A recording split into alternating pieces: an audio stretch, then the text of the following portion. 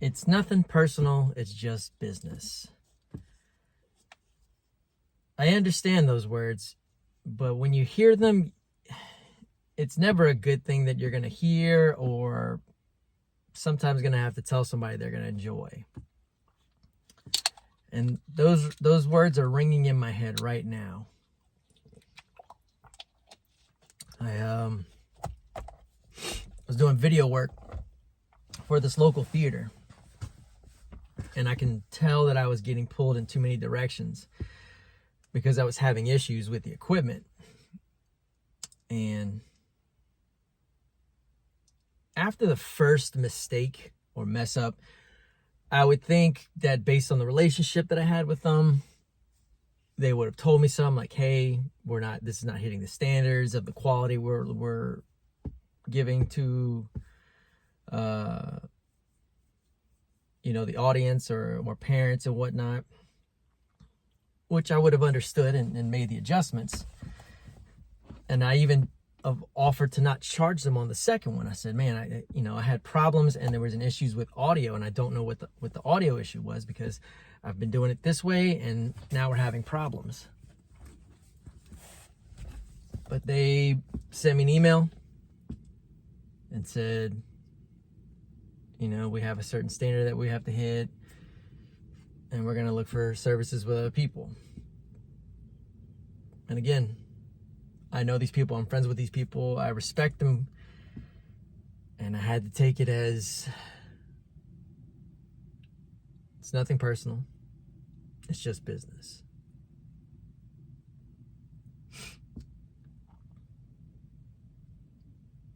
I've had like a boss tell me that one time, and it was in such a condescending way.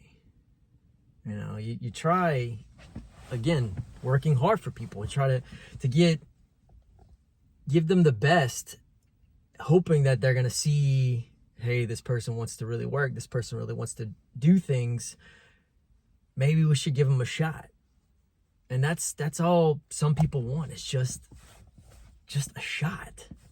Just give me a shot. Let me show you what I can do so I can earn, not so much be given this role, but earn this role, or show that I've earned this role.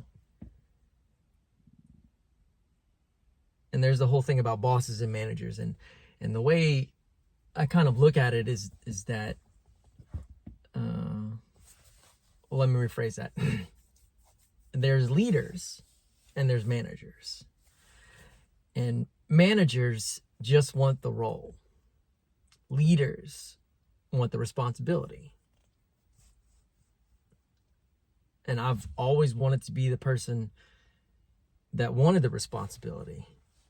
Yeah, I want the role, but I don't want it just for the role. I want to be able to inspire people to work harder, or show them things to make their job easier, so that way we can get more work done and increase business, build the business, do more stuff, but still never pull back on quality or integrity.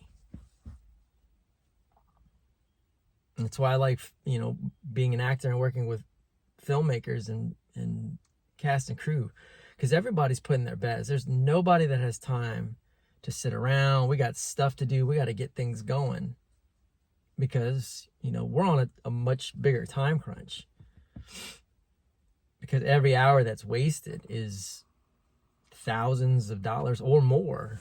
And we don't have time.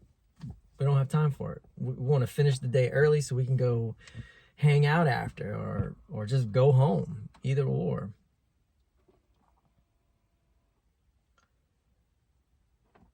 But learning from these situations, it's kind of made me numb, in a sense. There's no point in getting emotional, because I know one day I'm going to be on that other side of that coin, and I'm going to have to tell that. I know I'm going to tell someone that. I'm going to say, it's nothing personal. It's just business. Because I'm in a situation now where I have to keep expanding, keep improving.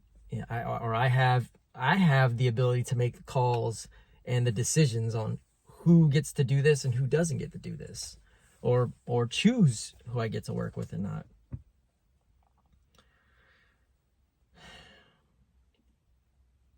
Yeah, don't take anything personal.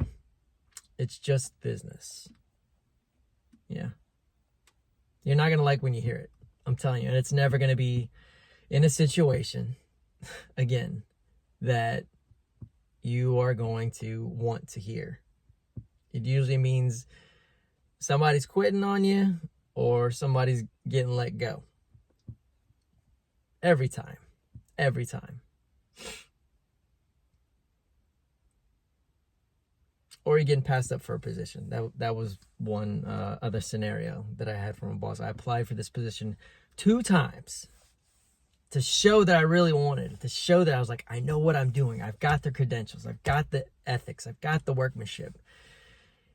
And they hired somebody else who looked good on paper. He had all these degrees in international business. I had a finance degree. But the minute he took on the role, he just thought he was this big shot and couldn't talk to people. He couldn't have a conversation. He didn't like small talk. I remember him telling me this one time. We would call him Bob, just for sheer sake. As a salesman in the role that I had at the time, I go into Bob's office and say, hey, Bob, what's going on? How things been?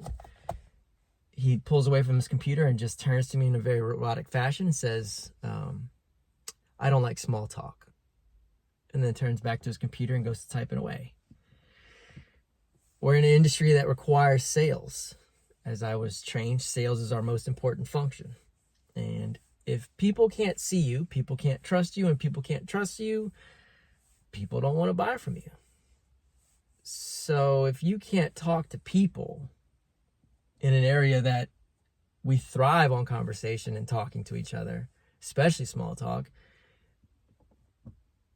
I told him, I was like, you're in the wrong industry. And that proved otherwise. Within 1 year, he lost $1 million in sales for our branch. Trying to just be this, I don't know, this big dog when he didn't know what he was doing. And I was putting out a lot of fires. And they wouldn't let him go either. The management kept protecting him. And I was just like, this is not making sense. Like, why this man lost $1 million in sales? Like, why is this man still here? He finally stepped down because of health complications. The job was too stressful. I talked to management again. I said, man, I really want this job. I know I can do this job.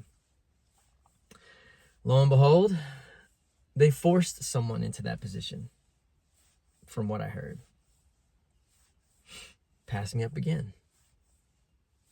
And management wanted me to be okay with this. Said, we need you to be okay with this. And I was very upset. And I said, I don't understand why. Like, it's the second time I've applied for this position. Obviously, I want this position. To which he replied, he said, it's nothing personal. It's just business. But gave no other context after that. That was probably one of the worst ways. If you're going to tell me something, explain it. Like, explain it. I don't need these weird talks and all that. If it's something with my performance or something, a feedback thing, I mean, come on, man. We're adults. We're people. You can give constructive criticism. You can give negative criticism, or you can give constructive criticism. And that's okay.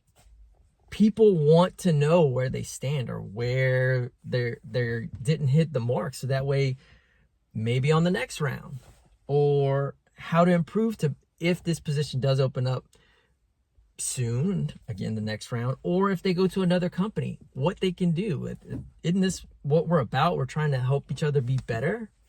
Isn't that leadership, is to make your people better so they do the job better so they can move up, or maybe they don't. Maybe they just want to stay there. That's fine. But as a leader, you want to know your employees, know their strengths and weaknesses, exploit the strengths, and try to minimize the weaknesses. or help them improve. Tell them they're doing something wrong, but show them how they can do it right. Not a shortcut, just this is what you need to do.